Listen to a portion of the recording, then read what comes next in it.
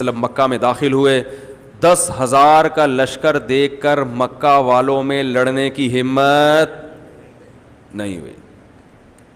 اب جب اتنا بڑا لشکر مکہ میں داخل ہوا تو مکہ والے ڈر گئے کہ اب تو ہماری خیر نہیں، اب تو کھوپڑیوں کے مینار بنیں گے، کیونکہ ہم نے ان کے ساتھ جو کچھ کیا ہے وہ ہمیں معلوم ہے. ایسے ظلم کیے تھے 13 سال مکہ میں.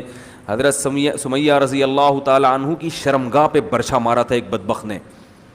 حضرت بلال کو گرم ریتوں پہ لٹایا گیا اور خباب بن ارت کو آگ کے انگاروں پہ لٹایا گیا.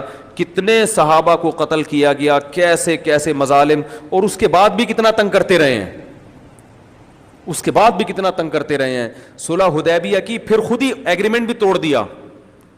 اتنا ظلم اتنا ظلم، تو پھر انہوں نے کہا کہ اب تو کھوپڑیوں کے کیا بنیں گے، مینار بنیں گے. لیکن آپ صلی اللہ علیہ وسلم نے جاتے ہی اعلان کیا کہ آج میں تم سے وہی کہوں گا، تم مجھ سے کیا توقع رکھتے ہو. تو انہوں نے کہا آپ بڑی تعریف کی، آپ بڑے اخلاق والے ہیں. تو آپ نے فرمایا آج میں تم سے وہی کہوں گا جو یوسف علیہ السلام نے اپنے بھائیوں سے کہا تھا. بھائیوں نے ظلم کیا تھا نا، کیونکہ یہ تو سارے آپ کے رشتہ دار تھے نا، قبائل کے لوگ تھے. تو یوسف علیہ السلام نے کہا تھا لا تثریب علیکم اليوم، تم پر کوئی حرج نہیں ہے. تو آپ نے فرمایا سب معاف ہے، انتم العتقاء، کوئی غلام بھی نہیں بنے گا، ورنہ تو جنگوں میں غلام بنا لیتے ہیں نا، سب معاف. اور ابو سفیان جو سردار تھے، کیونکہ سردار آدمی تلوار کی نوک سے نہیں جھکتا، عرب میں بڑی عجیب غیرت تھی. ابو سفیان نے کہا میں اگر مسلمان ہو گیا تو اس کا مطلب میں ڈر کے مسلمان ہوا ہوں نا. تو اس لیے آپ صلی اللہ علیہ وسلم نے ارادہ کیا کہ ابو سفیان کو عزت دی جائے. یہ وہ ہے نا کہ لوگ عزت دار لوگوں سے عزت والا معاملہ کرو، حدیث میں آتا ہے نا.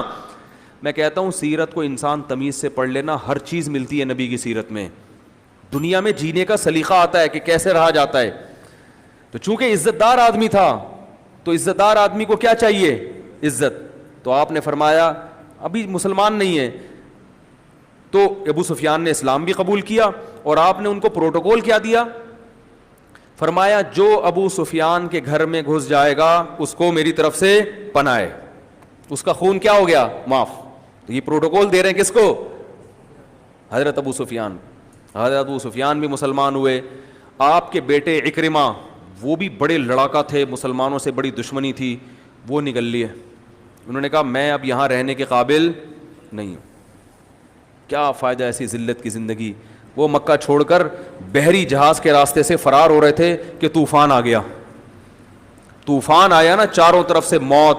تو انہوں نے اللہ سے دعا مانگی، اللہ اگر تو نے مجھے زندگی دے دی تو میں محمد صلی اللہ علیہ وسلم کے پاس جا کر اسلام قبول کر لوں گا. وہ طوفان تھم گیا، آپ واپس آئے، غیرت مند تھے نا سردار کے بیٹے، آ کے اسلام قبول کیا. اس پر اللہ نے قرآن کی آیتیں نازل کی فَمِنْهُمْ مُقْتَصِدٌ. جب یہ سمندر میں ہوں اور طوفان گھیر لے تو یہ سب اللہ کو پکارتے ہیں، اس وقت اپنے بتوں کو بھول جاتے ہیں. تو حضرت اکرمہ بھی بھول گئے تھے بتوں کو، ٹھیک ہے نا، اللہ کو پکارا کہ اللہ تو ہمیں نجات دے دے تو ہم شکر گزار بنیں گے. اللہ فرماتے ہیں فَمِنْهُمْ مُقْتَصِدٌ، ان میں کچھ تو اپنے ایگریمنٹ پہ قائم رہتے ہیں اور اکثر لوگ ایگریمنٹ پہ قائم نہیں رہتے. بالکل ایسے جیسے وہ ایک آدمی نے لطیفہ سنایا کہ ایک آدمی جو ہے نا پانی میں ڈوب رہا تھا. لوگ منتیں مان لیتے ہیں نا، اللہ یہ کام ہو گیا تو یہ کریں گے، یہ کام ہو گیا تو یہ کریں گے. تو وہ ایک آدمی پانی میں دریا میں ڈوب رہا تھا. تو ڈوبتے ڈوبتے نا اب وہ اللہ سے دعائیں مانگ رہے، قبول نہیں ہو رہی. تو کسی نے کہا منت مان لے کہ غریبوں کو دیکھ کھلاؤں گا میں. تو وہ کنجوس آدمی کہاں منت مانتا ہے اتنے. اور آج کل منت بھی مانتے تو روزوں کی، نمازوں کی، صدقہ خیرات کی منتیں مارکیٹ سے شارٹ چل رہی ہیں. پہلے لوگ منتیں مانتے تھے صدقے کی کہ اللہ میرا مریض ٹھیک ہو گیا تو انہیں پیسے صدقہ کریں گے. اب لوگ کہتے ہیں پیسے تو بچا کے رکھو، نمازیں پڑھ لیں گے. تو پہلے زمانے میں منتیں پیسوں کی مانی جاتی تھی زیادہ تر. تو کسی نے کہا منت مان لے ایک دیکھ غریب کو کھلاؤں گا. وہ مان نہیں رہا تھا. اس نے کہا جتنا بچا سکتے ہو پیسے بچاؤ، ہو سکتا ہے آخر میں طوفان تھم جائے. جب دیکھا کہ کوئی آپشن نہیں ہے بچنے کا تو اس نے کہا اے اللہ تو نے اگر مجھے اس دریا سے نکال لیا تو میں ایک دیگ صدقہ کروں گا. ایک لہر آئی اور یہ دریا سے باہر، جیسے ہی باہر آیا کہہ رہے کیڑی دیکھ.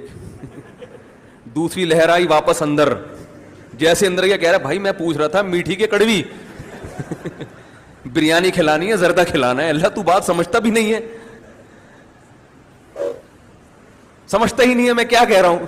کیسا ایک دم بیان. وہ ایک اور چٹکلا سنا دیتا ہوں یار, پھر بس بیان ختم. ہمارے حضرت ایک واقعہ سناتے تھے کہ ایک آدمی اللہ سے بار بار دعا مانگتا تھا, اللہ جیسے لوگ تنگ آ جاتے ہیں نا زندگی سے, اس زندگی سے تو موت ہی بہتر ہے, ہوتا ہے نا ذرا ذرا سی پریشانیوں پر, اس زندگی سے تو موت ہی بہتر ہے. بار بار دعا مانگتا تھا, اللہ موت دے دے موت دے دے, ایسے غربت مہنگائی. ایک دن ایک آدمی کو مذاق سوجا نا, تو یہ درخت کے نیچے بیٹھ کے دعا مانگ رہے, اللہ اس زندگی سے تو موت ہی بہتر ہے, موت دے دے. اوپر سے اس نے رسہ پھینکا اور اس میں پھندا بنا ہوا ہے, وہ پھندا اس کے سامنے آ کے لٹک گیا, اور یہ دعا مانگ رہے اللہ موت دے دے. تو جب پھندا سامنے دیکھا نا, کہتے ہیں اللہ یہ کیا ہے.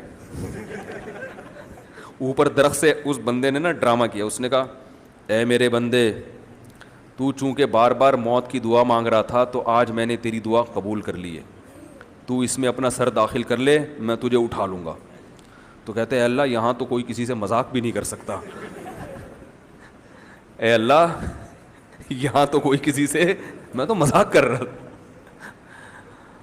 تو حضرت اکرمہ رضی اللہ عنہ نے منت مانی کہ اللہ بچا لے گا تو اپنی اس منت پر قائم رہے.